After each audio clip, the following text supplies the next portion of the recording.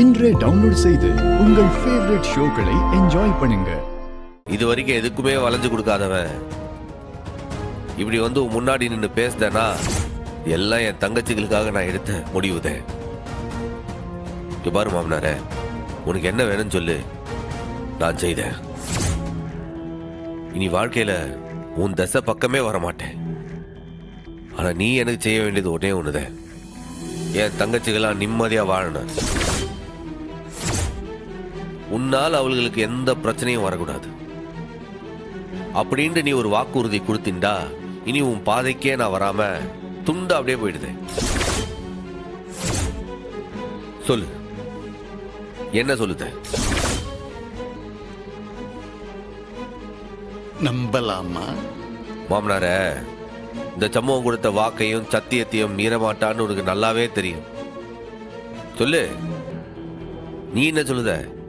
நீ ஏன் வழிக்கு வராம இருந்தா போதுமா? உன் மூஞ்சி என் கண்ணில் படும் போதெல்லாம் உன்னால எனக்கு நடந்த அவமானம் எல்லாம் என் கண்ணு முன்னாடி வந்துகிட்டே இருக்குமே. அதுக்கு நீ என்ன செய்ய போகுத? உன்னைய பார்த்தாலே இவன் கிட்ட தானே நம்ம தோத்து போகணுமேன்னு எனக்கு தோணிக்கிட்டே இருக்குமே. அதுக்கு என்ன விளைவு வச்சிருக்க? என்ன செய்யணும்னு சொல்லு, செய்த. நீ இந்த ஊரை விட்டே போகணும்.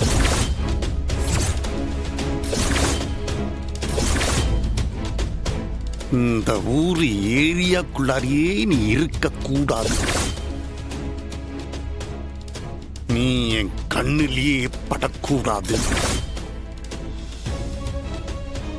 அப்படியே நிரந்தரமா இந்த ஊரை விட்டே நீ ஓடிடணும். செய்தியா? அப்படி மட்டும் நீ செஞ்சிட்டா நான் உன் தங்கச்சிங்க வாழ்க்கையில தலையிட மாட்டேன். அவளுகளுக்கு எந்த இடைஞ்சலும் கொடுக்க மாட்டேன். அவளுகளை நிம்மதியா வாழ விடுவேன். என்ன சொல்லுத?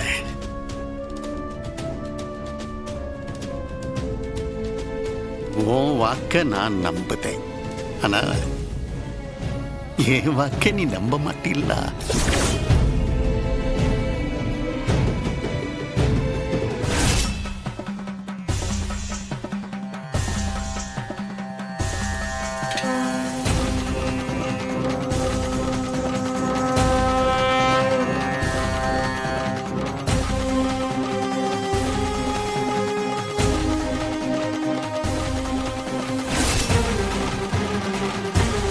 இப்ப சொல்லுதேன்.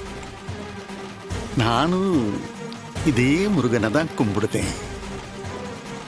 இந்த முருகன் சாட்சியா சொல்லுதேன், நீ இந்த ஊரை விட்டு போயிட்டா, என் முகத்திலேயே நீ முழிக்காம போயிட்டா, நான் சத்தியம் பண்ணுதேன், உன் தங்கச்சிங்க வாழ்க்கையில எந்த இடைஞ்சலும் பண்ண மாட்டேன்.